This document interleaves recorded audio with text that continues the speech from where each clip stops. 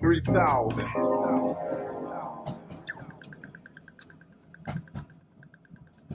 What is doing? My name is Maloney. This is the 3000 podcast. I'm joined today by a returning guest, someone who's been on early in the piece, but now a lot's changed, man. You're living in Melbourne. I've got Tom Gerrard here. Thanks for coming. Thanks for having me. I say Gerrard. Is it Gerrard or Gerard? I always say Gerard. Both. It's both. Yeah, I don't know. Potato. Exactly. Okay. Yeah. Tom Gerrard, aka Tom Gerrard. Thanks for coming, man. I appreciate you making the journey. You are a returning guest, but a lot's changed in the last couple of years in your life, in art, in the world. Yeah. So last time you came on, you were still living up in Byron. You were sharing a really cool-looking artist space with some other artists, but you've since relocated to Melbourne. Tell us about that, man. Yeah, I went up for a holiday during COVID Mm-hmm. to Byron Bay, and then got locked out, and so ended up renting a house in Mullumbimby, which is like 10k out of there, and then got myself a nice studio set up and just settled in for 3 years. Yeah, which was good. I really needed the break at the time, and it was good to experience life outside of Melbourne. for sure. And I guess that reflects in your art as well. You had a little bit more of a coastal sort of remote vibe to it. Yeah, it was weird how I just didn't feel like my art really fit up there at first. It was too... Well, it was a bit weird. Like when I first rocked up, I was on holiday and I was painting a lot. I was doing like lots of painting on the streets and doing big like things with extendable roller poles and all that type of stuff. And then once I started realized I was going to be there for a bit longer, people started finding out who I was, and they were like, you're that guy, are you? And There is a lot of artists up there, though. yeah, but it's also a tight-knit community, and I decided just to rein it in a little bit, Mm-hmm. and then I felt like the work that I was doing in the studio at the time as well was quite modern and city-based, Mm-hmm. and I don't know, I just started feeling into the vibe there and painting a lot more landscape vibe paintings and starting to get a lot more nature come through my work, and I realized that over time my style started to, I guess, evolve. Mm-hmm. But I didn't think it was really evolving for the better. It was great to explore all that and see all that in my work. But, I got to a point where I was going to big art galleries and look at what I would once consider to be like a very boring landscape and going, oh, wow, I actually really love and appreciate this work now. It's environmental because you're immersed in it more? Yeah, but then I was also thinking, gee, do I want my work to be in that sort of vein of what I would have considered a boring landscape a long time Which there's ago? a lot of that. Exactly. So I don't know, sort of ripping myself up from there and putting myself back in the city was just what me and my artwork needed as well. So. Yeah, because I think last time we chatted, which would have been in 2023, you were having a solo exhibition in Richmond, and then that went really well. And you were trying different stuff with you were doing ceramics and all sorts of different things. And that was obviously a successful exhibition, and that was all work that you created from the Byron studio. Yeah. It was actually in Myocum, which is outside of Byron, just in the countryside. It was a beautiful studio on a farm, and it was one of 17 like large format sheds there. And but my next door neighbours was the ceramic studio, and then there were other artists that were working out of there as well, like Otis Hope Carey had one a few down from me, and Adnate was sharing with me for a while as well. So he took over your old one, didn't he? Yeah. I saw him when he was doing a mural here, and he was going back. Yeah. He had a studio in Byron in the industrial park, and he was getting kicked out of there. Mm-hmm. So then I was starting to sort of transition out of that area, and knew that I was going to eventually head back to Melbourne, and then got him to move in, and we split it for, I don't know, 8 months or something like that. Yeah, and some of the pieces in that, what was that exhibition called? In situ. And then you had pieces that were basically a representation of the studio itself, like the record player, the records, Yeah, like I wanted to do a lot of artwork that had artwork in it, so I actually painted. So I did all these, like, I guess you could call them random paintings, but then I also did all these paintings of interior settings, and on the walls of these interior settings featured the paintings that were also in the exhibition. So it was like when art imitates life, and Yep. Just to play on all that. I just wanted to have a bit of interaction, like, spot the painting within the painting, and just a bit of fun. And it was also fun to repaint a painting on a smaller scale as well. And it's kind of like a remix of your own kind of stuff. Yeah. It's also showing how it could look in someone's house. Mm-hmm. And is that when you started to sort of work more with the airbrush up there as well? You had been dabbling down here. Yeah. I've been on the airbrush for a few years now. I was well and truly onto it by the time I got up there. Mm-hmm. Yeah. And that's the go-to medium now? Not really. It's just one part of the process. Okay. Really. Like, I only run black through the airbrush, and I just do it for all my line work and my outlines. Like, I treat my artwork like I treat a piece of graffiti, and I fill it in and I outline it, and then I add details and highlights and all that type of stuff and a bit of shadow. Like, it's the same as letters, but it's just got a different shapes, really. And so it doesn't matter what I'm painting. I'll fill it in, and then when it gets to a certain point, I'll outline it in black, and that's when the airbrush comes into it. Yeah, so you're not airbrushing the bases for them? No, I just use brush and acrylic and spray paint, and just whatever I have in the studio, and just block all the colouring, like no different to doing a piece. When you are doing this, I know that last time we chatted, you had your little tiny sketchbook that you carry in your pocket everywhere, and you sketch every day. Are you still continuing that practice? Yeah. And that's where they all sort of are born from? Yeah, it's sort of a series of filters. So, like, I'll see something, like I'll take a photo with my phone, or I'll screenshot it off Instagram, or take a photo of the TV, the movie I'm watching, or whatever. And then I'll get to, every morning I'll have a coffee and just open up the sketchbook, and I'll look through my phone at all these photos and just choose something to draw. And then when it comes time, I would have, so taken a photo and then stripped it down just to black, white, and red. And then from there, I'll have it in the studio and build it back up, but using the sketch, not the original image. So it's just like a bit of a filter that I put things through. Yeah, it's like an overdubbing, sort of like you're stripping it back, and then, okay. Exactly. And I feel that it's much easier for me to turn that simplified drawing into artwork than use a photo reference, because when I use a photo reference, we're all trying to make it look like the photo, And I'm not really that interested in that. I don't want to get too caught up in the details. I prefer to just look at what drew me to that image in the first place. Yeah, which is generally going to be composition and that sort of thing as well. Yeah. Or the subject matter. It doesn't matter. It could be anything. Like, I filled like nearly 150 of these sketchbooks, so there's all sorts of stuff in there. Sometimes it's, even at the moment I'm doing a series of landscapes, like my, which is funny because we were just talking about how I'm not really doing that. But my dad's been on holiday and been sending me some photos, and I've just been doing drawings of his holiday photos. But that's what I'm working on this week. And then sometimes I'll fill a book just full of heads, but it'll all be of people I see on TV. I'll take photos of them and then draw them in my own style. And do you name them that person, or do you just know? No, not really, because it doesn't quite look like them. I'm not that great at capturing likeness, but I sort of morph them into my own style of doing them. Yeah. But yeah, because the people say when they meet you, you're the head guy. Yeah. Like you got to roll with it. Yeah, like there's so many things that feature throughout my artwork, but that's definitely the thing that I'm known for most. Yeah, but I hammer that as well. So it's like that's my calling card. And that's if I've got one spot and I want people to see it and notice it, like that's what I'll paint there. And that is your trademark. It is. Yeah. I love it. Yeah. I don't know if you saw the episode that we had with the artist Anthony Breslin, who sadly passed away. He's another St Kilda local, but he said that you just repeat it over and over and over and over and over again, and then the more repetition, the more you don't think, and the more you don't think, that's when the best stuff comes out. Does that sort of ring true to you?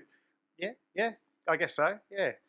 I very rarely will draw a face. I'll do a drawing of a face based off a photo, but I'll very rarely paint a face looking at any reference. That's just it coming out. That's why a lot of them look similar and all that type of stuff. It's like my own way of doing it. And I just paint away. Yeah, that's it. And it becomes not muscle memory. That's a bad term, but like if you had a piece of paper and a pen, would you just draw ahead? Well, like that's basically what just comes out. Yeah. I've got a handful of things. It depends on the implement I've got as well. You know, pens are different to markers, and it depends on who I'm sitting with as well. Mm-hmm. You know, I still do a lot of graph sketches and stuff like that. If someone hands me a sketchbook, I might do a graph sketch and then. Well, I've got one right there. We'll get you on that a bit later. And then do a fence and then do a head I'll just it doesn't really I'm doing it all day every day. Yeah. Like so, I try not to put too many rules around it. Yeah, man, it is like those chain link fences. There is something so perfect about how ugly they are. Do you know what I mean? Like it is so cool. Just seeing one of them. I was walking the dog before. Walking the dog, you see they should all be so symmetrical, but when they're not, and you like to emphasize that a fair bit in your art as well. Yeah, like it's funny because I've seen people like they pop up everywhere. I've seen other artists do them, but some people do them using a vector, and it's like they'll create one link and then just step and repeat it, and it just looks very mechanical. Mm-hmm. Whereas I find when I hand paint them with the airbrush, and it's those mistakes and those parts where they don't connect properly or you overlap, it just creates all this beauty and shape to them. And I love painting them. They're very they're hypnotic. They are, yeah. In real life, and also like just when you see them like in a drawn or painted form, they are. There's something kind of aesthetically pleasing, but I do love when they kind of go off and then that because then another link brings them back in. I don't know, something kind of cool about that. Yeah. With your subject matter, obviously we talked about the heads, but then it's kind of gone. You've definitely played on a very sort of suburban feel as well for quite a while. Yeah, it was actually interesting how that came about. Yeah, because I was living in Barcelona for years, and I was drawing and painting a lot of the architecture over there. It was like I got really I was just really inspired by it. It's an inspirational place, and I found that I was arriving back to Melbourne and just thought, shit, what am I going to do now? Like I've got nothing to paint or draw. Mm-hmm. And my mum picked me up from the airport and drove me back to their place in Kensington. But they didn't take the tolls. They just went through all the back streets of like Essendon and Ascot Vale and all that. Yeah. And I was looking out the window and going, oh, wow, like what was I thinking? There's so much beautiful stuff to draw and incorporate my artwork around here. And iconically kind of Australian as well. Yeah, and I realised it's also what I'd grown up around. Like I hadn't been home for 6 years at that point. So right.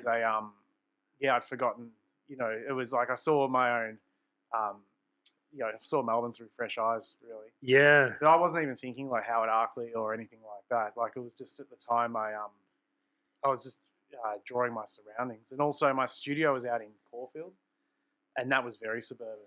And was this the arts hole then? Yeah. Yeah. So I was just riding my bike from St Kilda to Caulfield, just through all the suburbs there every day. And yeah, I always incorporate my surroundings into my art, and I was living a suburban existence for a while there.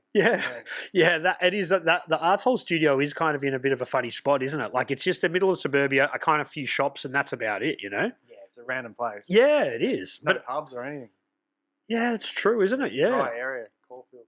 Yeah, I never thought about that. Yeah. Oh, there's kind of down the end of Hawthorne Road, sort of, but that's not that close. Yeah. So now that you are back in Melbourne, living in St Kilda, and your studio is in Paran, do you have a more urban-ish? That's your surrounds are a bit more urban-ish. Is that coming out in your work as well? Yeah. I've slipped back into this mode of life and art. It's just been a lot of fun. I've been painting on the streets a lot again, and I got the new skate park right next to the studio, so I've been riding my board a lot. Yep. And then and also just creating, I guess, just looking at ways of making my art like edgier, I guess, and stand out more. Yeah. And I feel like I'm living my like 20-year-old self's dream. Yeah. Where I'm like painting on the streets and painting in the studio and then skating. Yeah, for sure. When you say you wanted to make it edgier, do you feel like it was too safe for a while? When I was up near Byron, it was getting a bit safe. Mm-hmm. But I was loving doing what I was doing, and I felt like it was meant to be, and I needed to experience that because I can bring it into my artwork now. But I know when it comes time to present it, I've just got to bring a bit more edginess to it. Yeah, and it's fun. Like I learned a lot in the process, and if I it's going to take my art to a certain place. I know it will. Because edginess is interesting because your art's always been very bold, but I guess the suburban stuff isn't that edgy. But then, so when you say edgy, it's more of the graph and street-ish related side. Yeah. I guess like less pictures of things. Like I don't know. It's hard to say. Like when I look at, say, for instance, Basquiat's art, it's not of something. It's not like, it's almost like an abstract. It's an abstract artwork, but there's all objects and things in there. It's not like of a setting. It's not like a picture of you and I sitting here having a conversation or something like that, or a landscape, as we were saying before. And I quite like that, and I'm bringing that sort of vibe to my artwork, going, all right, like let's try not to just do like a picture of something. Let's try and create a vibe with an artwork. But you're that's interesting because your art very much is quite often objects. So to try and do something different is pushing against what you kind of have worked towards. Yeah, but it's organising them in a different way and displaying them in a different way. Right. There's still lots of objects in there, but it's more like, how do I want to actually format that onto a canvas? Yeah, they're hard to explain. Talking art and without showing pictures is quite and that annoying. When we do the studio reno, which is happening next week, I'm going to have the ability to then have screen that shows images. So say you come back, we could talk about different things and we could look at them. It's part of the evolution. That'd be great. Speaking of evolution, man, you've got your podcast as well, the Artist Bench, right? Bench Talk. Bench Talk. Sorry, I'm getting my podcast mixed up. Bench Talk, which you've been doing it for 200 episodes now as well. Yeah, 9 years it took me though. I'm not like you. I can't hammer them out as quick as you. But no, to be doing it for 9 years is quite impressive. Because I just had Nate Goya on from the Vinyl Guide podcast. He's been doing one a week, but he's been doing it for 10 years. Now, it doesn't matter how long it takes you to do that stuff. If you do one a week or that consistently, it's impressive for anything to stick with it. So many people start in this space and they don't finish it. So just to do it for 9 years consistently is amazing, man. Yeah, it's been a big part of my life. Like, I've met so many friends through doing it, and I've just learned a lot.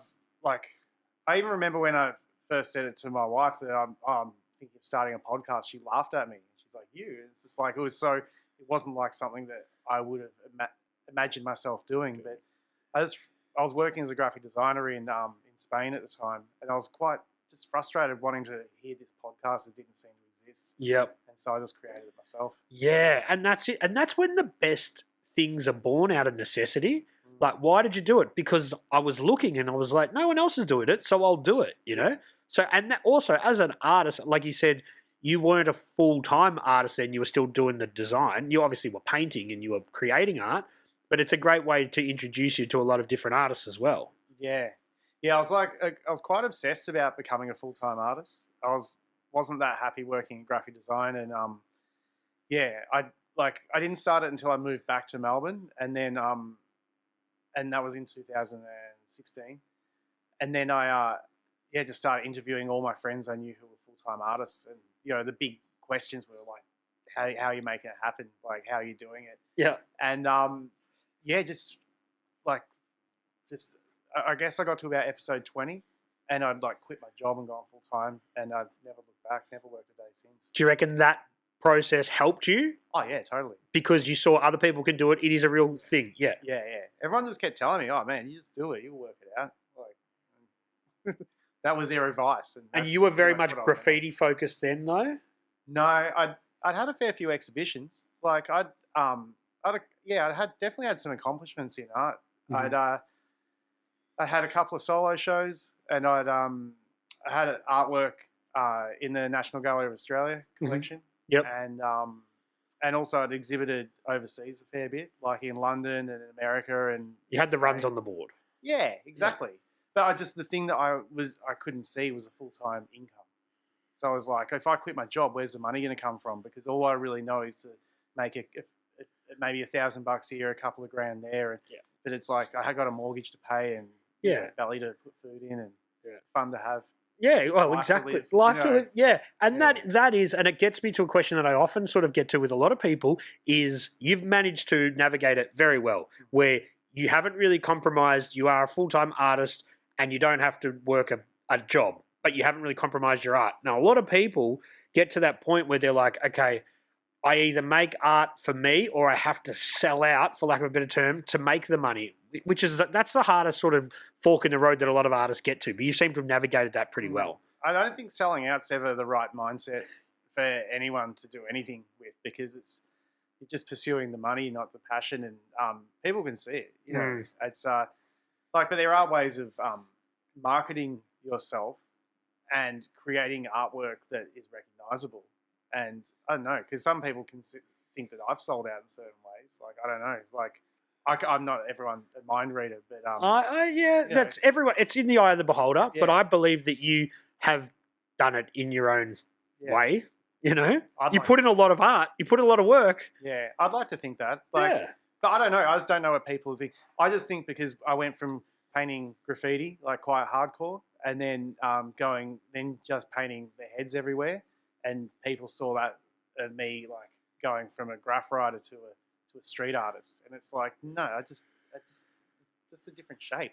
Yeah, I'm still doing it in the same way. I'm still going out and I'm painting in the same manner, but it's just the shape's different. And, that's how some people might have seen it. But art's a funny one anyway. You're always going to piss off somebody, right?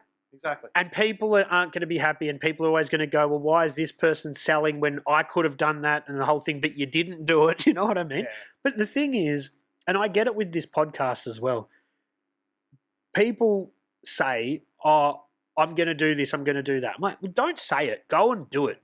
Do 200 episodes. Go and put in the work rather than say you're going to do something, because the words don't mean anything. Yeah. You know? Do it. Yeah. Exactly. Produce the art. Before you got to a point where you were successful, how many heads had you painted all over the fucking world, you know? Oh, thousands. Right. And I wasn't doing it for the money. I was just doing it for the fun. Like, because they originally were just born out of like being pretty bad at throw-ups and just going, look, I want to go out and do throwies with people, but my letters weren't standing up like as much as I wanted them to, especially in the circles I was keeping. When I was like in Europe, especially, there was, painting with some pretty like style masters, like heavy hitter writers. When are we talking, like early 2000s? This would have been 2014, 15, right? And then, but even before then, I was, I don't know, like I've done a few stints overseas, but it was more just like I just felt that when I went out and did throwies, I'd always just be pissed off in the morning to see them, like going past them, going, man, I should have painted something different there. And then once I started painting the heads, it's like, oh, this is my throwing from now on.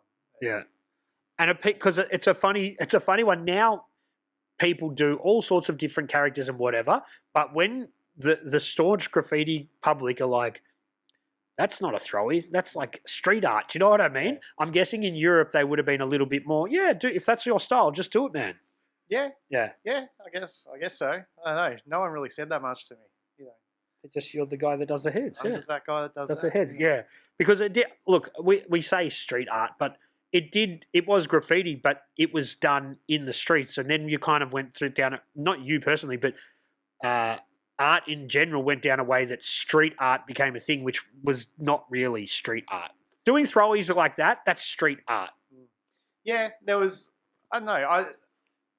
I think there's a big blurred line between street art and muralism, and that's where the blurred line really happens. It's because to me, like I was around in London in the very early days of street art, like 2000 and 2001. And I was painting with a lot of the guys there, and there's a whole scene, and we all used to hang out at this place called the Dragon Bar, and but everyone would go out and paint on the streets, but they'll do it illegally at night, and even if they were doing stencils or whatever, or paste ups, it was still sort of with that graffiti mindset, that like illegal activity. Yeah. Whereas that's what I consider street art to be. Mm-hmm. And those beautiful murals you see everywhere now is what people call street art, and it's what shows up when you type it into Google. But I don't. Yeah, it's muralism. It's a different thing. Yeah, it's a nice mural painted on a streetscape. Exactly. You know? Yeah. But when street art, I agree with you. It's like if it's a stencil or whether it's a paste up or a roller or whatever you're doing, or with cans, go out, do it illegally, and then you can call it street art, I guess. Yeah. But it's in the eye of the beholder. It is. But, you know, those purists will know, and, you know, it's Yeah. like, I guess people will do what they do. Yeah. You know? Yeah, and that's the thing, man. Like we said, there's always going to be haters. But then you were talking about professionalism, making money from your art, which then you managed, like I said, you navigated it well enough to start your own academy to help other people do it. Yeah. And that was just launching last time I spoke to you. Yeah. No, it's going really strong. It's called the Art Career Academy. Mm-hmm.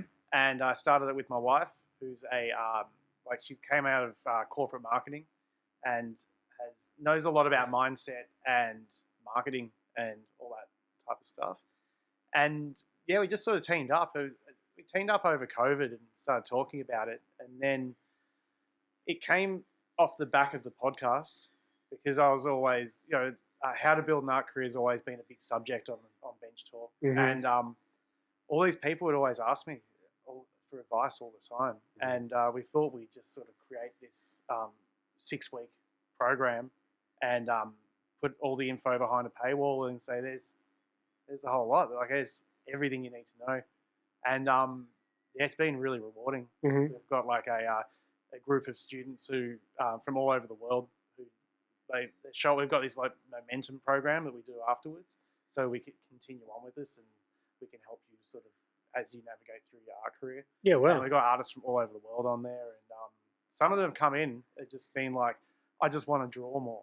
And now they're having like solo shows and getting all these amazing opportunities. Wow. And it's all from the group coming together, not just Claire and myself, but the other students as well. Everyone lifting each other up. And yeah, it's been an amazing I'm guessing, yeah, the students become their own sort of artistic peers and they sort of help each other and learn from each other, I guess, as well. Mm. Yeah, because it's very, you know, like everyone's in the studio on their own every day, you know, so it gives everyone community and, you know, we've got a community space online where everyone's asking questions and posting things on there, and everyone's just like cheering each other on and helping each other navigate this art world, you know, because it's there's no rule book out there, and everyone's trying to work out, you know, say for instance, you know, like one of our students has had a hard time with a gallery, like the gallerist is quite bossy and telling them how they should be making their work and all that type of stuff, and going, is this right? Is this how it is in the art world? It's like, no, they're just a bossy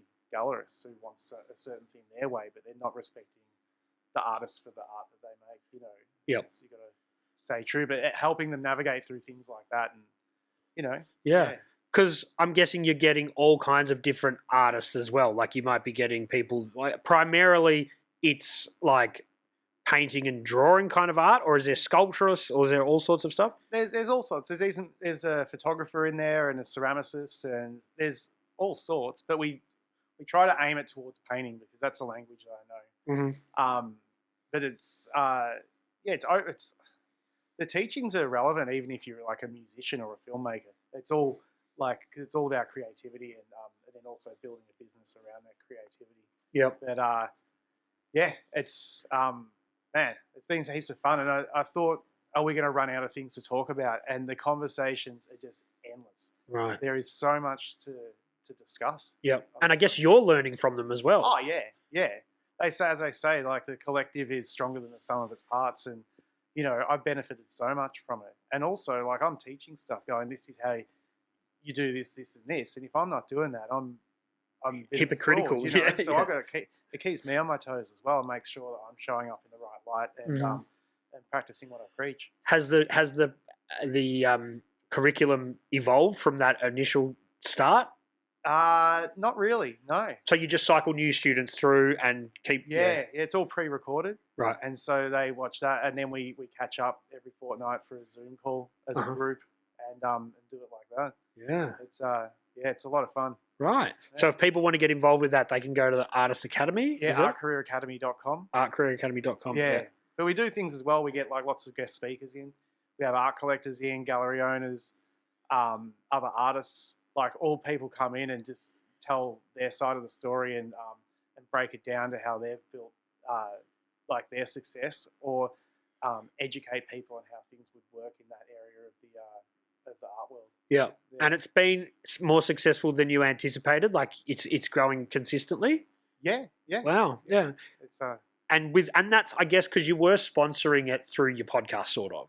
Yeah. And that helps because you've got a lot of artists and people that want to be artists listening to that. So that's a great entry point for them. Yeah, the first couple of waves of students that came through all came through the podcast. And now people are coming in from all different places. Right. But, the podcast was a really good, place to sort of launch it on. Yeah. Is there any vetting process? Do they have to show you their artwork? No, not at all. Okay. They've just got to be committed. And, that's true. Yeah, like I don't want to teach people who don't want to be there or who want everything like a magic pill. Like the fact of the matter is there's work. There's work to do, and there's no shortcuts in anything. No, because like I see an art career separated into two sections. Like one's the creating of the art, and the other one's like running a business. And some people just want to make the art, and if you're just making the art, it'll pile up around you, and none of it will be selling. But if you're only running the business, then you've got no art to sell. It's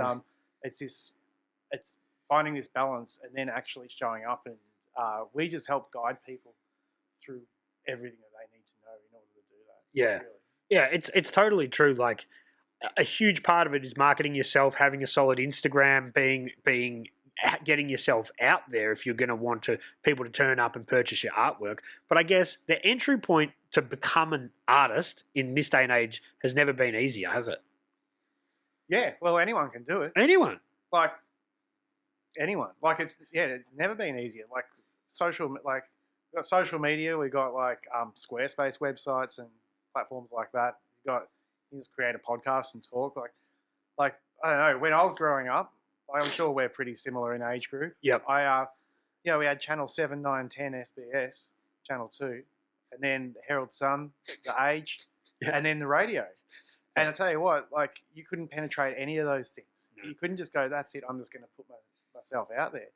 Whereas now we've got so many platforms to be able to do things that anyone can actually build it. But it's about doing it in the right way and being successful at it. Yeah, and I'm guessing those sort of rules that you're teaching, not rules, I shouldn't say that. The practices that you're pushing could be used in anything, whether it's music or whether it's doing a podcast or whatever it is. It's like the same sort of procedures you need to put in the work. Yeah, to an extent. Yeah, it's about building your name and building being known for something, and then building everything off that, and then getting eyes on what it is you do, like all these types of things. But also being good at what you do as well is really important. I think it can't be overlooked how important it is to be being good at what you do. Well, that's also practice. That's just repetition, practice. Yeah, but also not freezing and waiting till you're amazing before you put anything out there. You just got to, it's a soup. Yeah. And everyone's got their own flavour of soup, and it's like finding the best way for you to do that. And putting stuff out there is really important in any artistic process, I think, because like you said, if you wait for perfection, you'll be waiting forever. You put it out there. Once you put it out there, all right, well, that might have sucked a little bit, but let's move on to the next thing. What have I learned from it? I get people that send me links to their music and they've got one song, and I'm like, you can't be an artist with one song. You can't be a fine artist with one piece of work. You've got to just keep going, putting it out. Exactly. And it's the journey as well. People forget, like people are always working towards some unknown destination, but the journey is what it's all about. And that is like showing up and creating artwork like regularly, and a lot of it. And it's like that journey. And then you can sift through and go, you know what, out of these hundreds of artworks I've created, I've got like 15 really good ones here. And then that's what you can sort of launch things off. You know? Yeah. How important do you think is it to run a reasonably curated Instagram? Like, because people think pretty seriously about what they put up there. Do you think that's important, or are you more of the school of thought? You've made something, put it up there, move on to the next thing. I don't know. It's different strokes for different folks. I prefer to just put the best stuff up there. And that's what you tell your students? Well, we don't focus on Instagram. Right. Because there's enough people out there talking about it. We focus on all the real art world stuff. We say, look, you need an Instagram. Like, if people want to look you up, that's where, in the art world, that's where they'll go. They'll check you out on Instagram. But we don't teach anything about that because it's changing all the time, and it's that's true. I don't think it's real. It's like people have been building art careers for generations prior to having Instagram. It's an important tool, but it's not. If you're focused on that being your number one thing that you build your career off, like, you're going to be spending all your time doing reels and stuff like that instead of actually making art. Yeah. Getting better at making your art. And if you've got good artwork because you've been, working on it so much, you've got plenty to show anyway. Yeah. And it lends itself to that medium pretty well. You could just do a time lapse of you painting a picture, Exactly. But if you're really good at it, you're going to capture a lot of attention, and people are going to be like, wow, I can't stop watching this person's artwork. So. With your artwork, it does still have I'm not saying this in a bad way, but a sort of immaturity about it is still, you know what I mean? Like a juvenile kind of take on things. Is it hard to keep that mindset? Because to draw something with that naivety is really hard. Do you find it hard to keep doing it like that? It's just my style. Yeah, but is it hard? But it's just how it comes out. Yeah, I just pick up a implement and start creating, and that's how it comes out. Like, I don't think, I got to make this look naive or anything like that. But I also know that if I start pushing into the photorealism realm, I'm playing a losing game over there. Whereas I've got to look to my art that's me. Yeah. And I play, and I know that, like, it's just me making my own decisions, going, I'll do it like that. Yeah, I like it like that. I'll leave it like that. Yeah, that's enough. Whereas if I start pushing it more and more to look like a photo, but it falls short of the photo, there's like millions of people out there all trying to nail that. And it's just that 1% looks fucked and looks cooked. Exactly. So I stay in my lane and I just do me, and you said this last time about my graph. No, well, with the graph, you definitely had what some people would say that you went down a bit of an anti-style kind of route. But that's just the way you did it. It's not anti-style. It's not. It's the way. Yeah, I know. I work really hard on my style. I know. Do you know I did a graph sketch every single day for probably 25 years. Amazing. And worked really hard on my style. So for me, I don't call it anti-style. I just think that some people put too much into it, and I like to strip it back. Yeah. And so it's because it's. I've had this chat with Discreet a lot. Not on a podcast, but just at a chat. But it is really cool because I think people have branded it sort of that. But you've done enough pieces there in a different style as well that you can say this is just my style now. Yeah, but I see some of that overworked hecticness. I call that anti-style because it's disgusting, some of it to me. Yeah. And like I look at that and go, ugh, that's anti-style. Like, yeah, they've worked really hard on it and they've put $150 worth of paint on the wall, but to me, that's anti-style. Yeah, it's in the eye of the beholder. Don't seem to. They're out of date. When you get commissioned walls now, do they let you? Are you in this stage of your career where they say, "Here's a wall, Tom, to have at it," or do they generally? Obviously, it's always different. But are you at the stage now where they'll just, as long as it's your trademark style, most of the clients are happy? Yeah, it depends on the situation. Some people, especially people paying top dollar, they like to have a bit of say in things. Yeah. But if they're like, you've got to put my dog on there or something, you're like, nah, that's not. No. Everything I do is I paint my artwork. Yep. I just don't really take requests. I take requests within the world of the art that I create. So if they said we want a head maybe, and you're like, okay, well, I do that anyway. Yeah, that's fine. Yeah, exactly. Yeah. And some people might go, I just want all pot plants or something. It's like, yeah, I've done that heaps of times. I know how to do that. Yeah. But it's not always free reign. Sometimes if they're if the budget's not there. If people want like a lot for very low budget, but it's also a good wall, and I want to paint the wall because it's in a high traffic area, I'll say, look, just let me paint wherever I want, and I'll do it. Yeah. And then that for me is like me creating my own billboard where a lot of people see it. Yeah. Whereas some other jobs, you know, it's not the case. If it's sometimes they are inside private property and things like that. But, yeah, every job's different. It's always different. But I guess there isn't too much client input when it comes to colours and that sort of thing. Like you generally have, Well, if it's for say a big business and they've got like their corporate colours or whatever, you know, you might need to do a colour. You know, the colours in line with them. Mm-hmm. But everything's different. You know, most of the clients I work with are pretty cool. Like a lot of them are just private owners of properties, and they like my artwork, or they might have bought a painting off me previously, and we've sparked up a relationship. So it's usually it's like working with friends a lot. It's usually pretty cash. Yeah. You know. And you've got such a unique, distinctive style now. I think people know when they reach out to you what they're going to get. Yeah, exactly. But does it ever happen where they're like, hey, we've got this wall, we want you to paint it, and you're like, I feel like I'm doing a piece on this thing, and they're like, nah, we just want to have the character stuff. Yeah, I wouldn't do that for a job. No? Yeah, I don't personally believe there's much money in letters, but I don't know. If I'm going to do a piece, I'll usually it'd be because I'm going out with friends and that's what they paint, and it's like I'll join them on doing graph. But I know it doesn't excite me like it used to. Like I prefer to paint something that's non-graph and push my creativity a bit. Yep. Yeah.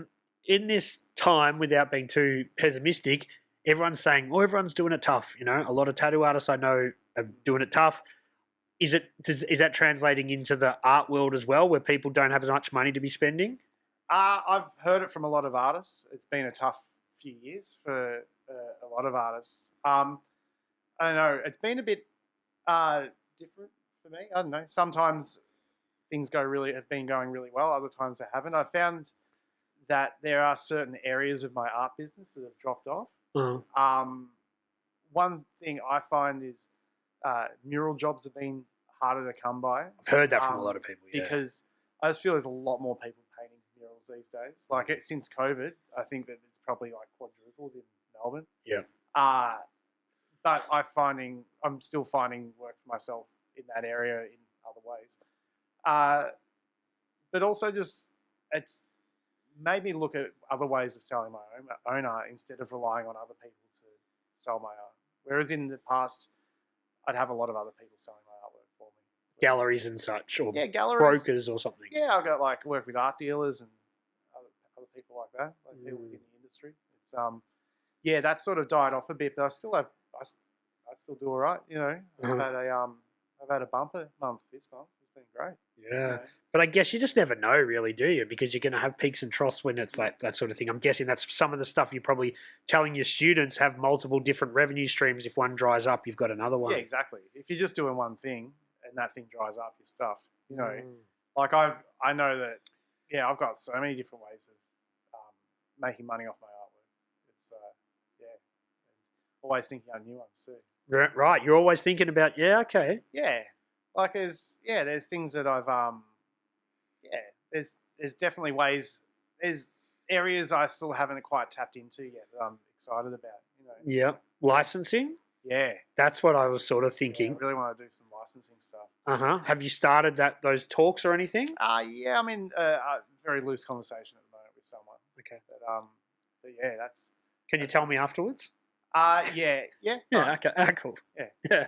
I'm interested. No, because I had Nathan Nankervis in the other day, and this is an area of artists that I haven't really spoken about. He licensed some of his art to Nike, and then we talked about all of that process, which was super interesting because he did his homework and made sure that they signed off they could only use it while the Australian Open was on. They could only use it in this application for a T-shirt, blah, blah, blah.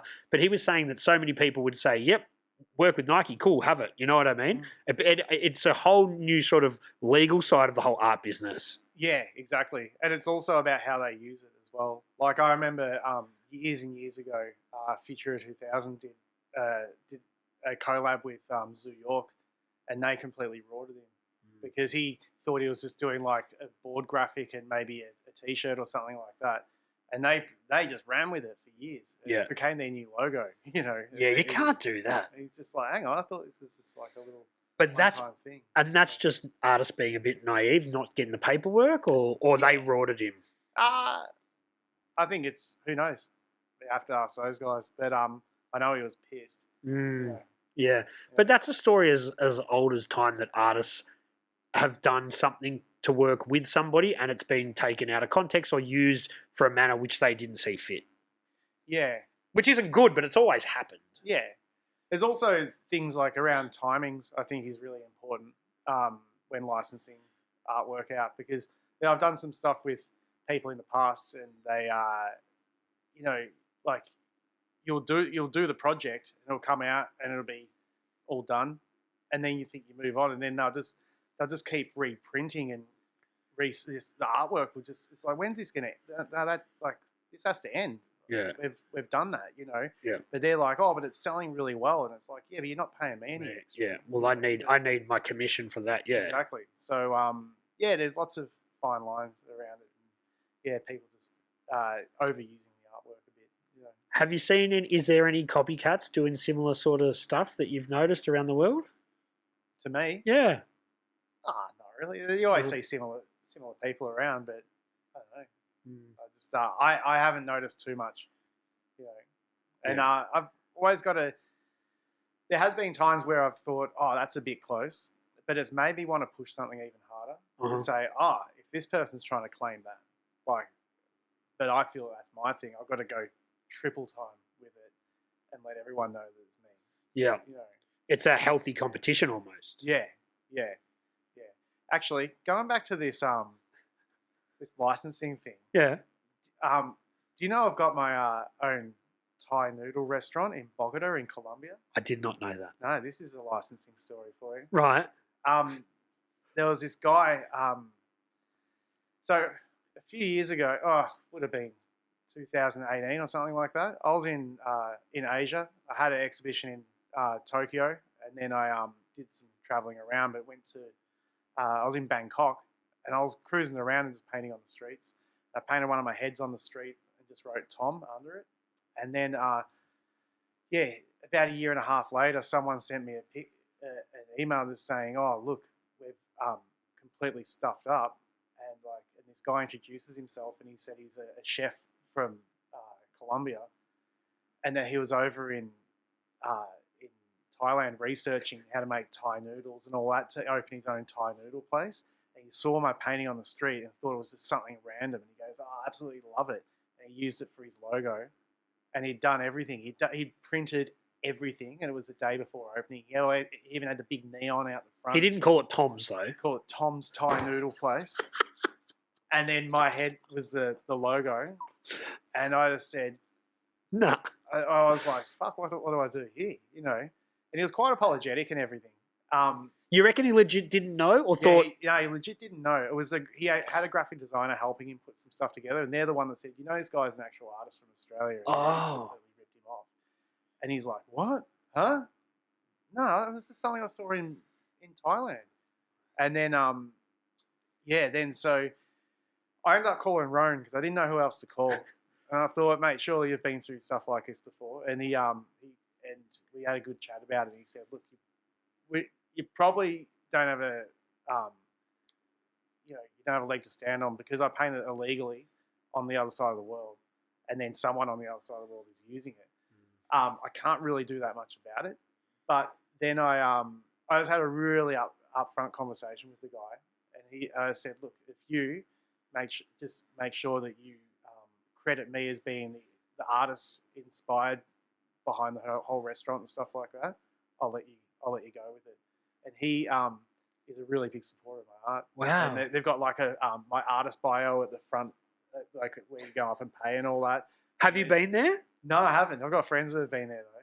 It's a spin out, isn't it? Yeah, and I just said, look, if you franchise, we've got to have a different conversation. Yeah. But as long as this is one restaurant, and it's successful, obviously. Yeah, it's been there for years. Wow. Yeah.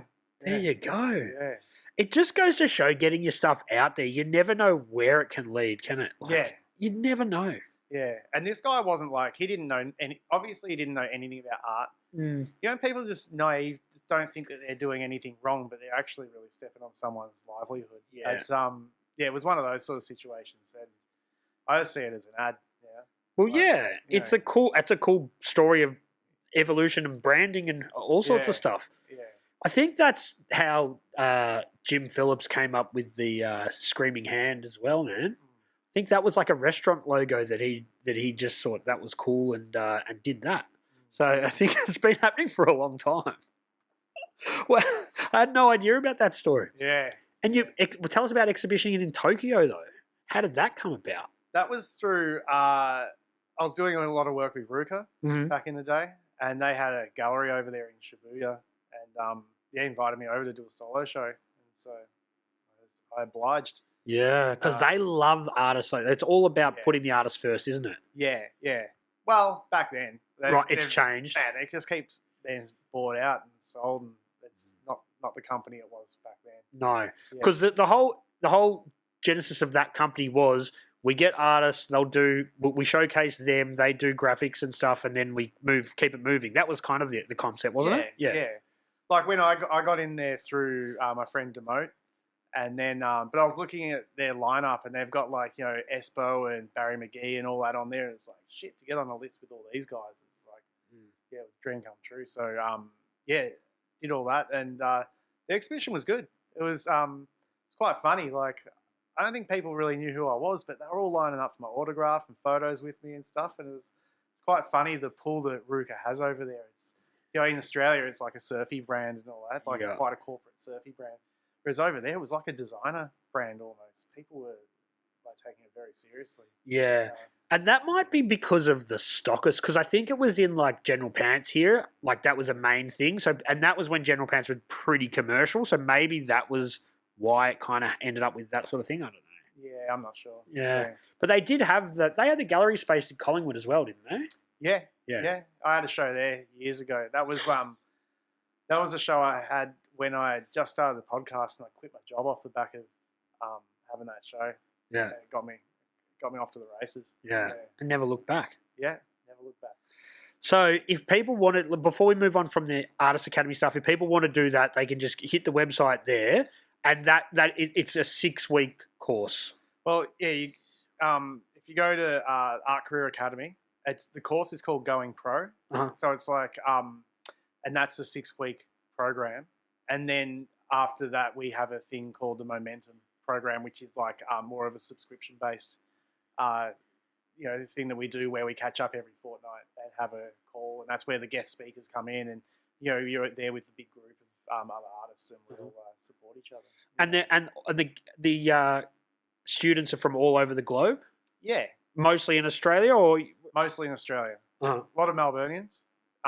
There's a fair few from Sydney and people from all different parts of Australia, and then a fair few Europeans. Okay. Yeah. And with the Melbourne stuff, have you thought about doing like a actual physical academy? Nah. Too much. It's too much. Like my number one thing is my art career, and that's why it's important for me to have pre-recorded all the content, and then like my commitment is to keep up to date in the group chat, and then also show up every fortnight for an hour on those calls. And outside of that, I can really focus on my art career, because I'm very protective of that, and that's my number one thing. Yeah, man. And you keep the work rate up as well, because you're always creating. When you go into the studio, do you treat it like a job? Like, I'm there at 9 o'clock in the morning and I'm leaving at 6. Yeah. Yep. Yeah. I do like probably about 9:30 till 6 every day, Monday to Friday. Because people think artists are just doing whatever, but the successful ones are really putting in the effort. Yeah, some artists are doing whatever. That's the problem. You know, it's and that's why they need to come and see us, and we'll whip them into gear. You know? Yeah, that's it, man. But yeah, you go in there, you punch in, and then are you creating? Do you know, like when you get in there on a Monday morning, I'm doing this, and I'm painting this, and I've got this I'm working on. Like, yeah. Yeah, I'm pretty regimented with how I operate. Like I work all mornings on art, and then at lunchtime I jump on the laptop and then do some computer work, and then hopefully we'll get through that and get back to the artwork in the afternoon. Maybe go for a skate. Oh, the skate happens every day. Like, Every day. Yeah. I've got I just have like a to-do list, and I've actually the things that happen every day. I've like just got it printed out on there. I just run them off on Officeworks, and then just add all the other different tasks that are happening. But there's a big line through the middle that represents lunch, and all the art creating happens in before lunch, and then the admin side afterwards. But and then a quick skate, And the new skate park's good. Really good. Yeah. They got lights there as well, don't they? Yeah, till 10. Yeah. Yeah.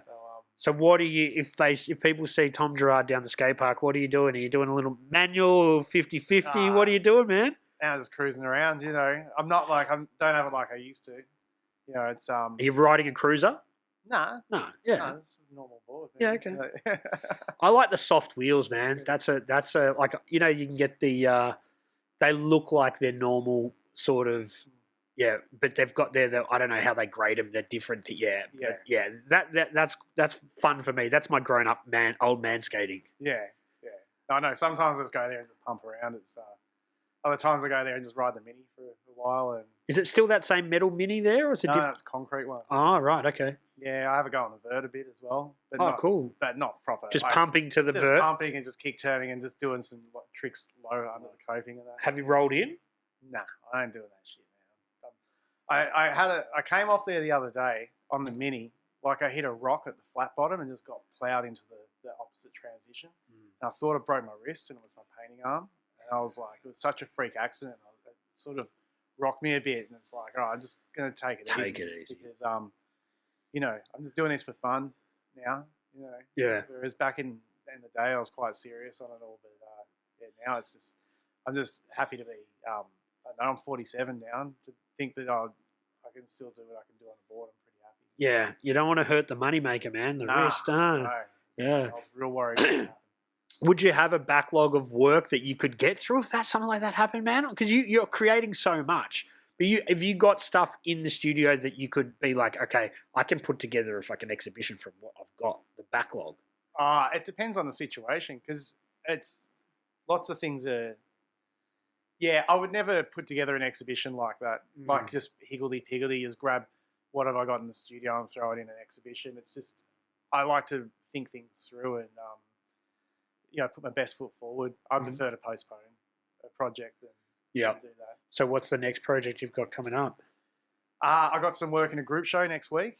That's at a gallery in Collingwood. It's just a few artists, friends have got together and done it at a friend's studio. I can't. You know where the old silos were in Collingwood? Yeah, just off Wellington Street. It's down there. You can't remember what it's called. I can't. Doesn't matter. Yeah. I know without pulling my phone out. But that opens on the 11th. Just keep an eye out on my social media. There's a whole bunch of stuff there. I'm exhibiting alongside Jacob Maloney, Matthew Fortrose, Melissa Grasancic, and a couple of others. And you've just got one piece? No, I got 5. Oh, wow. Yeah. So everyone's got multiple pieces? Yeah. Okay. I'm just finishing the final pieces this week. Canvas or paper, or what are we on? Canvas. Yeah. They're all fence paintings that I'm doing. Okay. I thought it's just an opportunity to try some new stuff. I've got some, just some new styles that I've been wanting to experiment with, and I like to have reasons to do them instead of just paint them, just put them in the corner and go, well, that doesn't fit with anything I'm doing. I prefer to create a little series of it and then put it out there, and it makes sense. Does it have to cohesively work with the other artists? Is there a theme? It's just everyone has 5 pieces or whatever. It's just a group show. Everyone's got allocated space, and it's like you can do what you want. You put one painting there, or you can fill it with as much as you want. Oh, okay. Yeah. So, and do your pieces have to be purchased together, or they're all individual pieces in their own? They're all individual. Yeah. So it's just a little pop-up event. We're going to do it for, I think it's up for 2 weekends. Mm-hmm. And then and after that, I'm also working on on 3 large paintings for Sydney Contemporary. Oh, wow! Happening this year in September. Yep. And then in November, I've got a solo show again at Lennox Street. So I'm working on that, and that's a pretty big deal for me. I'm working on some major works. A lot of pieces. Yeah, enough to fill the gallery. Or big ones, a bit of both. Yeah. Because you had some big ones last time. Yeah, I like doing the big ones. Yeah. Now that you're not up north, are you still doing the ceramic stuff, or you just don't have the capacity down here? I'm doing it. Oh, cool. Yeah, not as much. We still work together. We're doing we do a collab. I've created some molds, and he's pouring the molds and making little sculptural pieces for me. Mm-hmm. And so he's still doing that because he's got the kilns and everything. And I still hand build a lot of stuff in the studio. I've got some blocks of clay in there, and I just don't have access to the kilns like I used to. Yeah. I don't like carting them all over town. It's before ceramics have been fired, they're so fragile. They're like more fragile than eggshells. Yeah. It's and then if you're sort of driving around town, going over tram tracks and slamming your brakes on, Mm-hmm. it's a bit nerve wracking. Is that studio space you've got in Paran now permanent? Are you there for the foreseeable future? I got a 2-year lease. Yeah. I'll take it from there. Yeah. It's I'm pretty comfortable in there. I'm really enjoying it. Is there other artists around and stuff? No, it's just me. It's like an office space. Yep.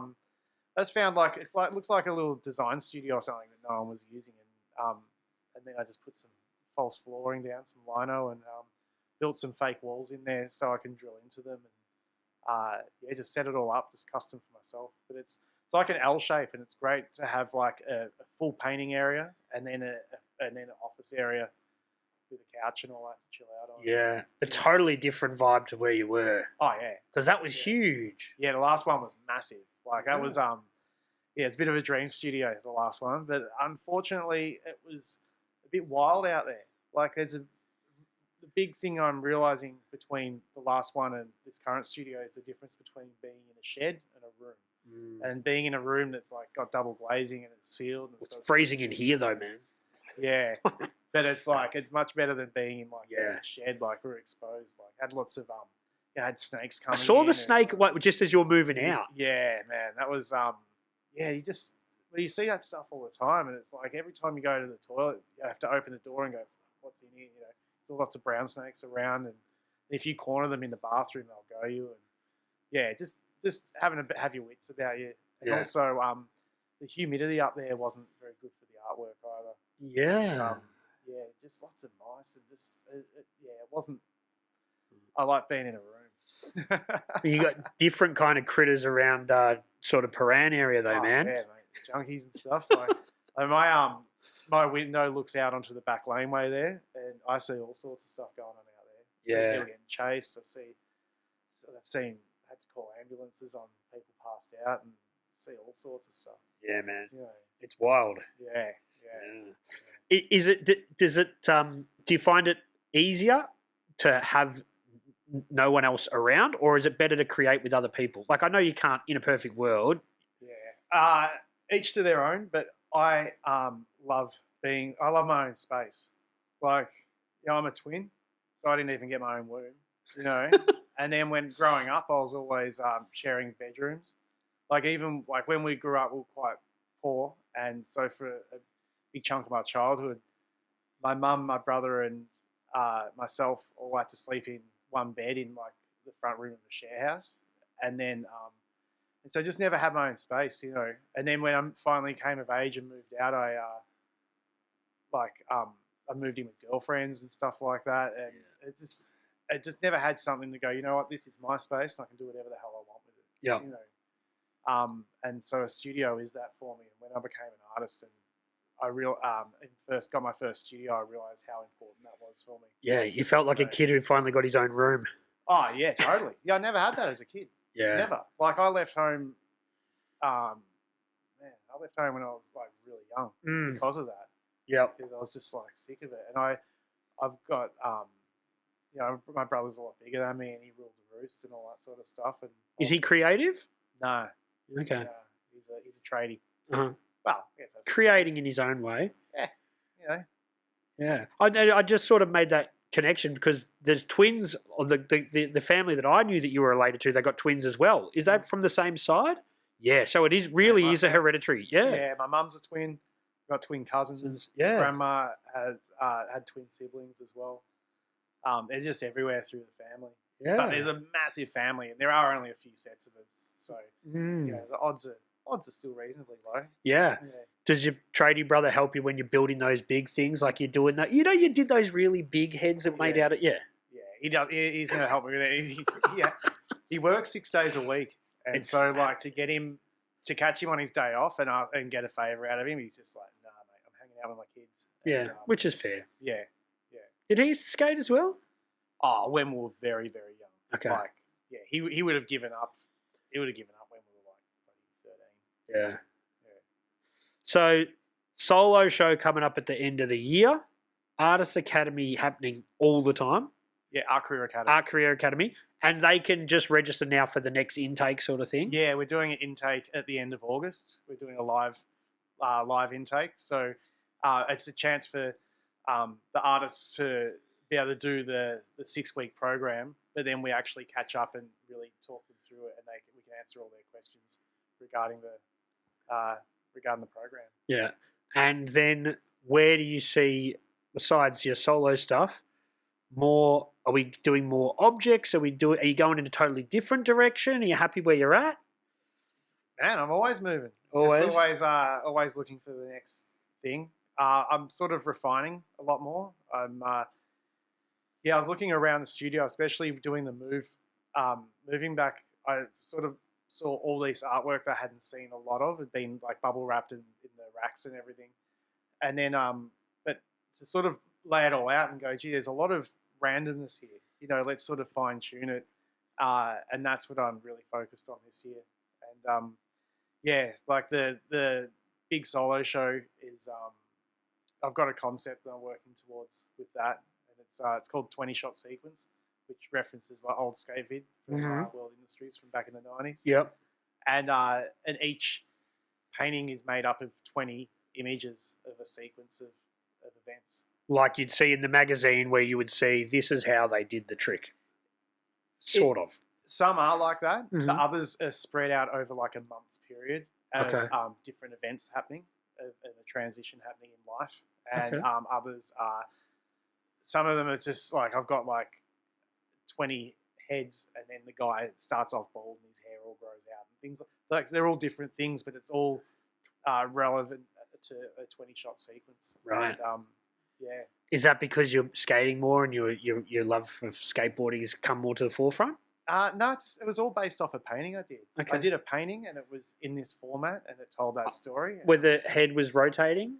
That was it. That's one of them. Yeah. But there was this other one that I did, and it was based off a whole sketchbook that I did, and then I did 20 smaller paintings on a painting on one canvas, all based off that sketchbook, and it told a story of me, I guess, going up to Byron and getting locked out, and then and just the things that were capturing my eye because it was so new, and it just the life change that was happening right in front of me. Yeah. It's real time, you know. Yeah. So 20 shot sequence in November. Yeah, November 7th, I think, something like that. Because you've already exhibitioned in that space before, you know all the pieces, where they go, the way that the room works.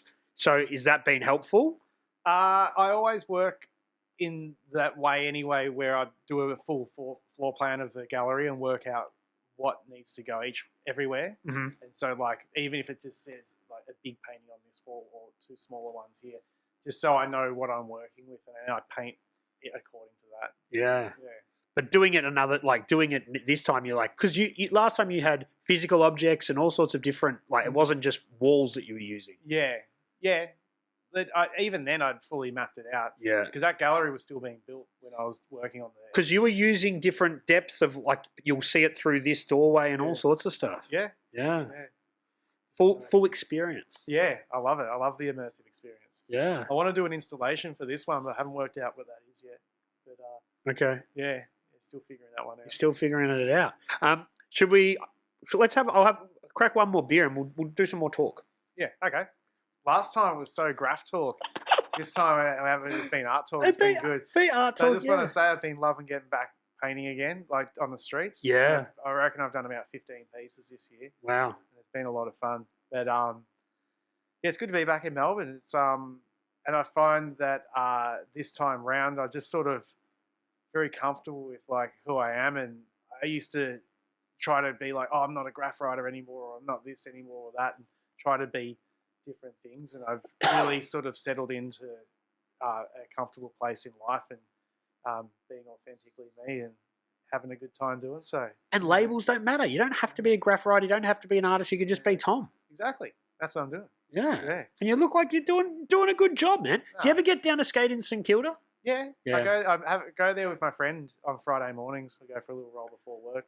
I saw some footage yesterday, and it looks like the BMXs have sort of, like, it looks pretty hammered with skids and all sorts of stuff. Yeah, the young kids get the lime scooters. Is that what they are? Yeah, and then they just do burnouts, and they hold them in the spot. And and that just creates traction when you roll over it?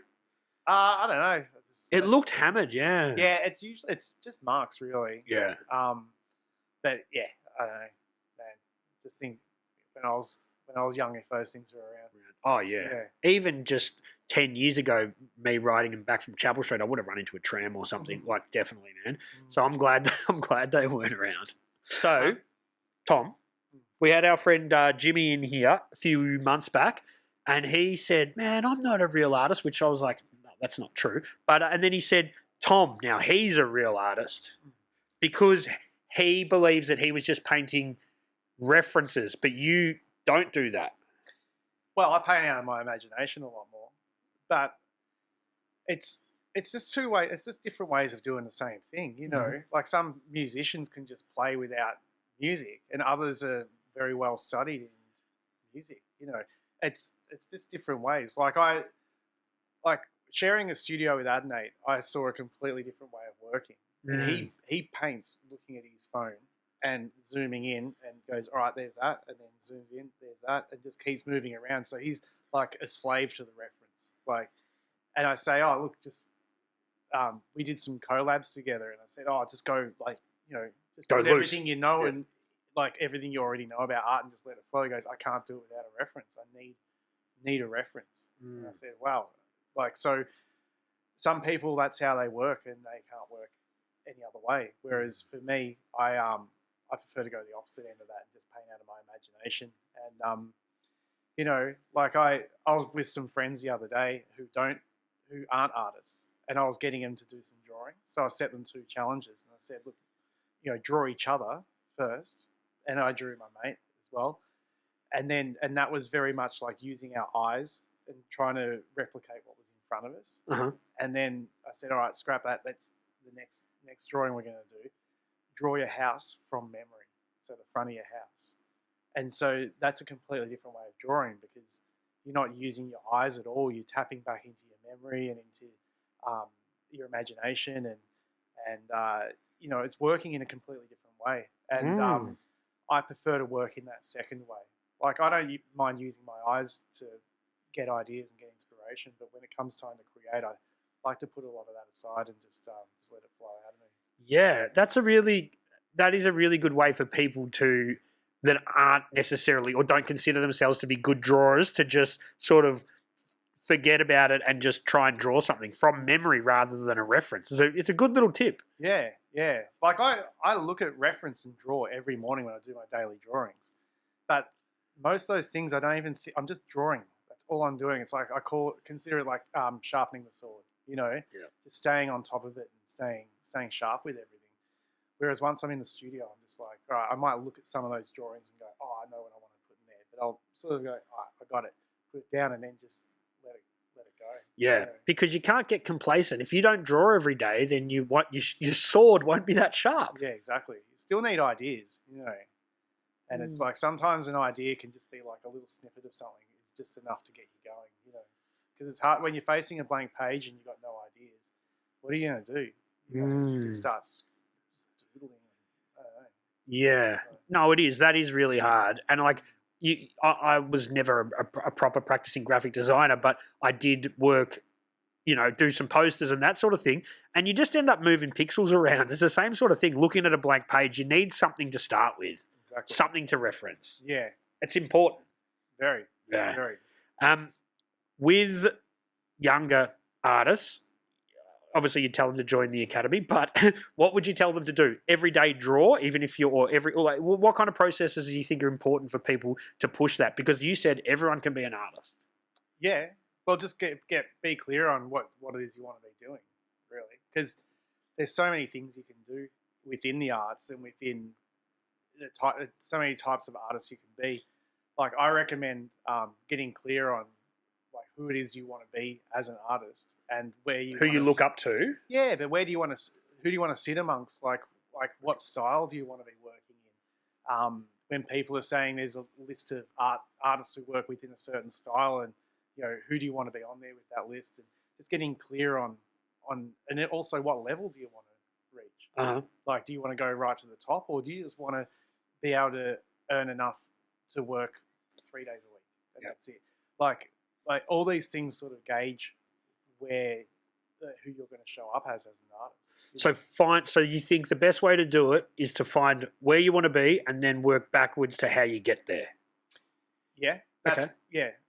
But it's not even like, we're working backwards to how you're going to get there. That is a big part of it. But it's more showing up, right? So, for instance, I've got my own art goals, and I've got places where I want to take my art into the future. How many years in advance are we talking? Some are closer and some are further away. We're talking 25-year plans and stuff? Yeah, things like that. Cool. Like, I've got I know where I'm at right now in life is a previous plan of mine to get to here. Executed well. I'm pretty happy. Yeah. Yeah. But I've reached this point now, and I'm not just going to give up. It's like, all right, time to set the next ones and the next ones. But it helps me make decisions, knowing where it is that I'm going. Because, like, say an opportunity comes my way, I'll be like, is this a good opportunity? I can't quite work it out or not. And then I think about that list of artists and go, all right, if any of the artists on this list took this opportunity, would I think it's pretty whack? Or, like, what would I think of them? And then it's like, oh, if they did it, I'd lose respect for them. It's like, all right, let's not do that then. Right. But it also takes into consideration where you are on that journey, because that is who you're striving to be. But are you at that stage yet? So maybe they would have if they were still where you are. Does that make sense? Yeah, I get what you're saying. But it's just having these little markers and having these things to sort of to reference to make sure that you're on the right path, I think is very important. Yeah. But I think getting back to your question, what artists would need to, like, the best thing for them to do is just get clear on what they want to do, and then B, just like get really good at doing that, because art's hard. You don't just click your fingers and suddenly you're good at it. Like, some people can draw better than others, but like I was taught by my high school art teacher that there's always that kid at school that everyone says, oh, he's always drawing because he can draw, and it's like, no, he can draw because he's always drawing. He's putting in the hours of practice and getting good. And us humans, we can learn anything. Like, art's a learned thing. Yeah. And it's all innate within us. Like, we're creative animals, Yeah. Yeah. If you saw your art now when you were still in your peak graph stage, would you dig it, do you think? Yeah, I think, I would. Yeah, I finished the painting today. I'm really pumped on it. So, yeah, definitely. We're drinking not beers. Yeah. I'm doing dry July, but you do drink, but you drink in moderation, because I will say that you are a very healthy 47-year-old man. Oh, thank you. Besides not drinking too much, and I think you told me last time you can't eat Parmas every day, which I've stopped doing. What are some other advice you'd tell people to stay youthful? Well, yeah, I cut back on the drinking, I don't know, probably 10 years ago. And just, especially, like, actually, when I became a full-time artist, I was drinking every day, because I'd never had a job where I could have a fridge full of beer in the same room and just be like, just whatever, have a beer with lunch, and and it started to show pretty quickly. And then, so yeah, I just drink on like Friday, Saturday, Sunday, maybe a glass of wine on a Wednesday night with a pasta or something. But I don't know, I'm pretty chill like that. But I eat mostly vegetarian. I gave up red meat. Okay. I still eat chicken and stuff like that. I eat fish. Yep. But I eat the bulk of the food that I eat is organic veggies. Right. And, is your partner on that same sort of wavelength? Yeah, we eat all our meals together, So And I used to be a chef, so I cook a lot. I love cooking, and you know, I know veggies sound a bit boring, but we make some pretty good stuff at home. It's so interesting because I know people that are just like the vegetarian, no meat, and then other people like the whole all meat, just eat meat and you'll be fine. And I'm like, oh, it's both of them seem rather aggressive, you know? Yeah, like we eat chicken almost. Like we'll have fish on the weekends, and then What kind of fish? Like we'll just go to South Melbourne Market and just pick out fish. Yeah. But every fortnight I'll do like a roast chicken or something, or a chicken casserole, or but usually if I'm buying it, I'll buy like an organic chicken and then like make a stock out of the carcass and all that type of stuff. Utilize it all. Yeah. It's always been the way I like to eat. But, and staying active, I think, helps. Yeah. You ride your bike a lot. I ride my bike everywhere. Today was the first time I put petrol in the car in probably 6 months. It's my fault. Nah, it's all good. It's worth coming out. It's good to dust off the cobwebs. You know. But then I don't know. It's just I meditate a lot. I meditate like twice a day. I've done that for nearly 10 years. In the mornings before you go to work? I do a session in the morning and a session before lunch. How long for? I do like just 15 minutes each. Yeah, so it's only half hour a day. It's hard work meditating, man. I can't do it. I got to put in the hours. Yeah, you just got to learn. It's learn to chill out. Do you get to that full like Zen state where you're not thinking about anything? Can you get there? You do. Yeah, totally. And it depends. Like the one I do at lunchtime, because my mind's quite active because I've been working.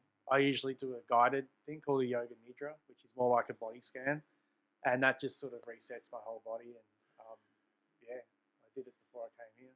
It's really good. It's been a game changer for me actually. And it's just helped you with productivity and everything. And just being calm, you know. Like I work in a very I don't know, volatile industry, you know, and there's a lot that you can be stressing about. You know, like people umming and ahhing about a painting, but that your mortgage is due and things like that. It's like it just helps me just be like completely chill about how things are going, you know.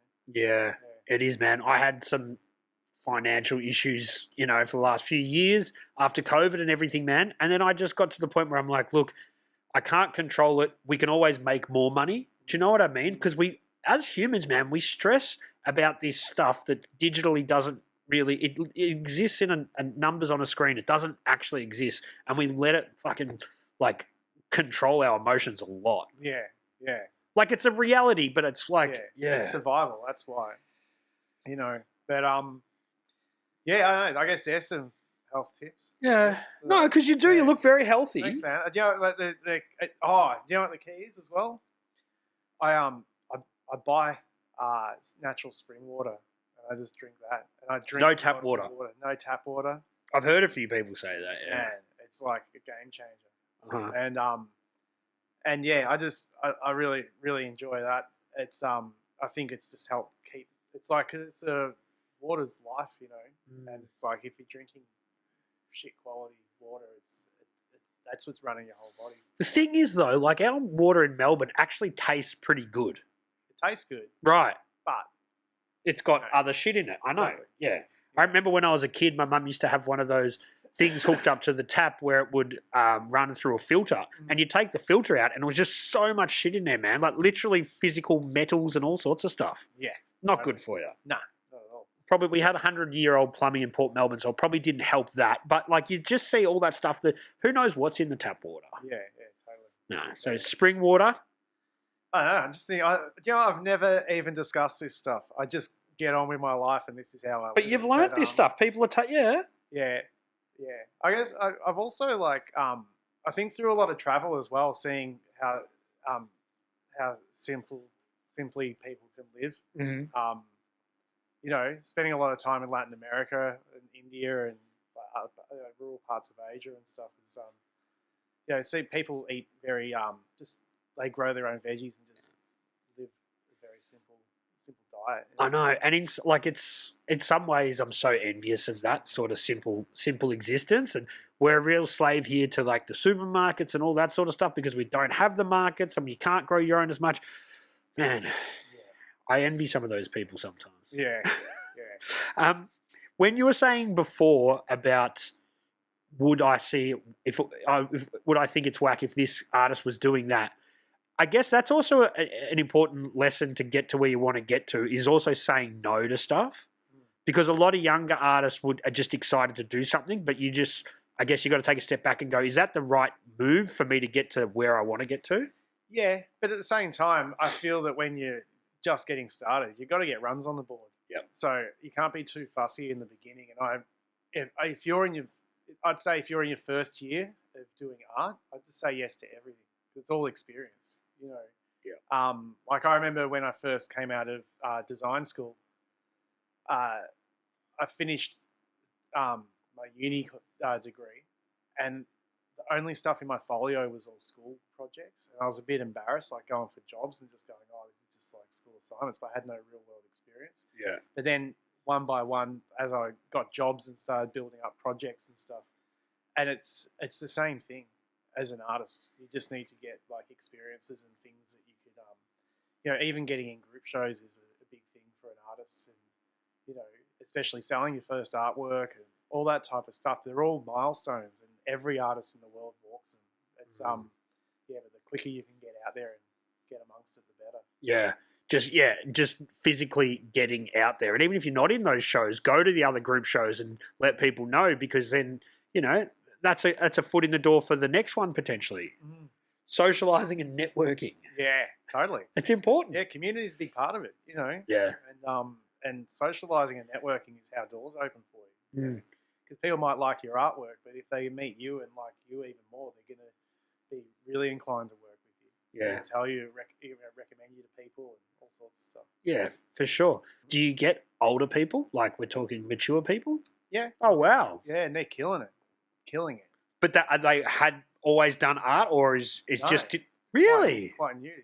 Come from a photography background and swapped over to art, but is having like probably 2 or 3 solo shows a year in their 70s. Yeah. Wow. Yeah.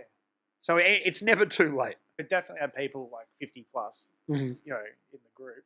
Yeah. And I think that's the best. Like, that's the best time to be really doing it, because if you think about look at art history, right? Like, say the big names like Picasso and all that sort of stuff. They're all like older gentlemen and women, and it's because it takes so long to learn all this stuff and get good. Like, you don't see, like, Picasso was a child prodigy artist. Even at 13, he was like killing it with the art, but he wasn't a household name or anything. He had to build up, and even all his adult life, he was even just getting better and better at art. But it wasn't until he was an old man that he was truly celebrated. Yeah. And it's the same with artists today. Like those artists that come on board are like, say 21. I think, well, is this just a fad for them? Is this a stage of their life, or are they going to go and like really pursue this and stick with it? Because by the time they get in their 40s or whatever, they're going to be really good at this because they would have given so many decades to it. Yeah. Yeah. I'm going to hit you with 2 letters. Yeah. AI. Yeah. What do you think? I think it's a great tool. It's just a tool, though, and like I saw a friend post an AI robot like painting. Yeah, I saw that the other day. Yeah, and he's just like, he goes, "Oh, he's a mural artist." He said, "That's me out of a job." And I thought, "Are you serious? Like, people don't hire you just to paint it. Like, unless if that's all you stand for is having a wall painted, then yeah, you're out of a job. But if there's that human element of art, and that's what people gravitate to. Because I remember when there was a crisis with art years ago when the camera was invented. Like, when the photography camera was invented, everyone said, that's it, we don't need art anymore. And all these artists just gave up because they said, I'm out of a job, because they thought their job was to document. But then it just opens up new ways of doing things. And I think the more that we can honour the human element, the better. Like, it's just a tool. Like, I use ChatGPT and it really helps me. And it's like, I wonder what else it's going to be doing. But then there's a whole Terminator side of it and the war stuff and that. And I'm just like, man, You guys better rein this in because I don't want to live in that. No. You know. No. But yeah, I think it can be used in a productive way. But I think if you do have that defeatist attitude, then you are going to be out of a job. Like, you've got to figure out, how do we roll with this? How do we incorporate it? I guess from the artistic, like as in from a fine art perspective, when they are using people's references to then generate other art for people, that's kind of fucked as well. But how do you stop that? Once your art's out there on the internet, it's out there, isn't it? Yeah. If you're an anonymous artist, you're in trouble. Like, say you're an illustrator, gun for hire, draw me a dog. All right, there's your dog. Like, those people, they're in trouble. But if you're like, I'm such and such artist and this is my artwork, then you're safe. You know, you just keep building on that and use AI as a tool to help build a platform for yourself, whatever. But yeah, I just feel that you know. Oh no! Yeah, you're just trying to tell people how you think that they should interact with AI from an artist perspective. Yeah, just use it as a tool. Just use it as a tool. Yeah. What I really don't like is, like, I'll spend a lot of time on YouTube and I'll be looking at YouTube videos for something, and now these people on YouTube that have successful channels, I'm talking a couple of 100,000 people, subscribers, will have AI clones of themselves, which will use AI to generate the content, and then they'll just do the video. They don't do anything. Yeah, that's a real thing. Yeah, but is it any good though? You click on the thumbnail and I'm like, because I'm trying to just do some research into AI, or if I'm doing some research into a new piece of kit or whatever, right? I'll be like, okay, let's do, and you go on there and it's like, hey, I'm such and such's AI avatar, and they will just talk you through the whole thing. You're like, man, that's grim, but and they're being upfront with saying, yeah, I'm not doing the content anymore. My AI avatar will. Yeah.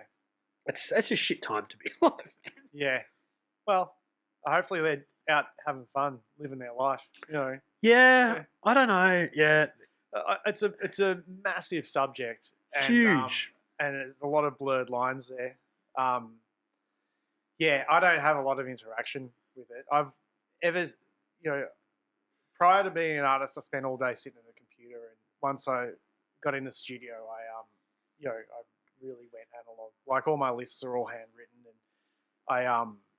I just stay off my phone as much as possible and do as only what I need to do on the computer, and that's about it. So I'm not the best person to talk to about it. Yeah. Oh, no, I'm just interested to see every artist's take I ask at the moment, because I think it's such a pivotal point in time that we're living in now that it is going to change shit whether we like it or not. It already has changed stuff. So I just like to, because a lot of people I ask, I get a different answer than I was expecting. A lot of people are admitting to using it when I thought they'd be like, nah, I don't want to touch that stuff. You just never know. Yeah, I use it. I like it. Yeah. It helps me out. Like, I did I entered an art prize yesterday, and it really came through for me, helped me write my blurb for it. Yeah. Things like that. I can understand that. It's more the artistic fraudulent side. Anyway, let's talk a bit about graph, man. We can't not talk about graph. So you said you painted 15 pieces in the last couple of months? Yeah, about that. And are we talking they're just at fun spots with your crew members and just friends? Yeah, there's nothing too hectic about it. Mm-hmm. Some are fun spots. I've actually been painting other stuff on the streets, but not been painting spots like with the extendable roller pole, things like that, but just not painting letters as well. But I haven't counted that in the 15. Okay. But I have been doing like Aeon pieces as well. Yes. And it's been fun to explore. Did you do one with Bias the other week? Yeah, I did one with Bias. I was in St Kilda near that old 7-Eleven there, sort of, was it? Yeah. Yeah, him and I, we have known each other for years. I used to live in Clifton Hill, and Brad Strutt lived across the road, and Bias B lived down the street. They both would come and smoke cones at my house every afternoon. Amazing. So, yeah. Your house has often been the place where people go and smoke cones. It was for, in that era, yeah. And weren't you on Peel Street for a while, or was that Benny's house? Where's Peel Street? Like in Windsor? No, I never lived in Windsor. No. Okay, well, someone else's. Yeah.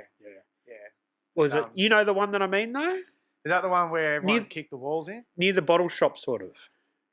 Near the 24-hour bottle shop. Oh, yeah, I don't know. I never went there. No, okay. Yeah. So you've been doing a lot of pieces, though, and just you're doing the heads in sort of street art stuff as well, but you're doing a lot of pieces. Yeah. I'll paint like a piece with the character and background.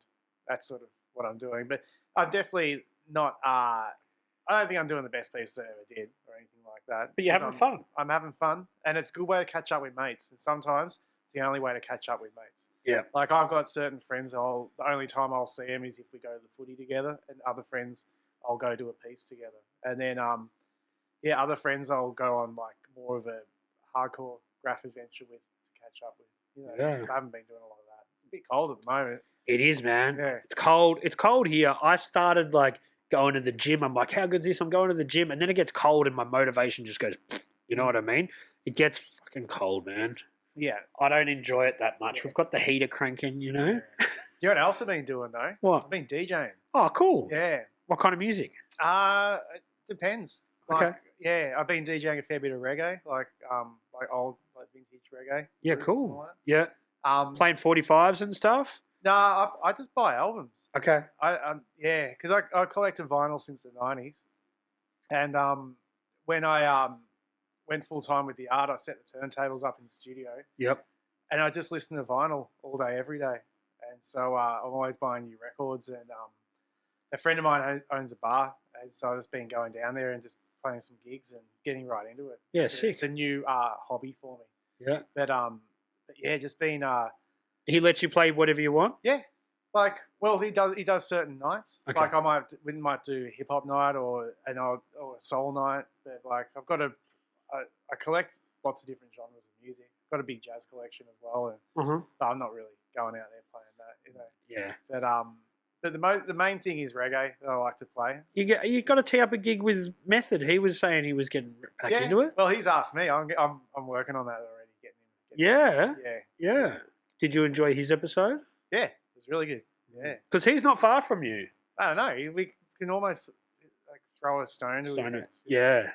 But it still means everyone's busy though, aren't they? No, we catch up a fair bit. Okay. Yeah. It's him and I, we always follow each other around the world. Yep. It's just the way it's been. We went to high school together, and when I moved over to England, and then he showed up and stayed on my couch, and then I was over in Colombia at the same time as him. We travelled around there for a month, and we just keep ending up in St Kilda together. And it's good. Man. Yeah. He came down here. What was it, like a month or so ago, and painted a piece and did an episode. It was good, man. You'll have to come down and paint the wall when you've got some more time, man. Yeah, that'd be good. Yeah. Where is it? Out the back or something? Yeah. That's at my house, but I tell people that. Yeah. No, and then we've got other friends down here who've got a few walls as well. So when you've got some more time, you're sick. It's been quite nice coming down here, driving through like just even on the freeway, but it's all countryside and coastal. It's just like, it's just a nice break. Man, I tell people that all the time when they say, "Oh, you're all the way down the peninsula." I'm like, dude, if you're in Brunswick, it's going to take you just as long to get. If I was in like Elstonwick from Brunswick, you know what I mean? Yeah. Than to just jump on the freeway and come out here. At least you're cruising. Yeah, exactly. Depending on the time of day, obviously, but you know what I mean? Yeah. It's a cruisy drive. It is. It's enjoyable. Yeah. But you're happy in St Kilda now, not moving anywhere for the foreseeable future. No, I've owned the place there for about 15 years, and but I've moved around a lot in that time. Yeah. And I don't know, just cruising. I've got a 2-year lease on the studio. Yeah. And so not going anywhere until that's up. Yeah. And I don't know, I'm quite happy. Hard to surf there though. Man, I'll skate instead. Yeah. You know. That's it. It's been it's just been great to be back in Melbourne. It's brought so much life back to my life. And my creativity as well. It's really exciting times. Yeah, it's given you a bit of a breath of excitement about your art and your journey. Yeah, totally. Yeah, you look happy, man. Thank you. I am happy. Yeah. As we get close to wrapping it up, man, is there anything else we want to talk about? We're happy? I'm happy. Okay. Very happy. Yeah. Tom, Gerrard, Aon, thanks for coming in, man. My pleasure. Thanks for having me. Cheers. 3,000.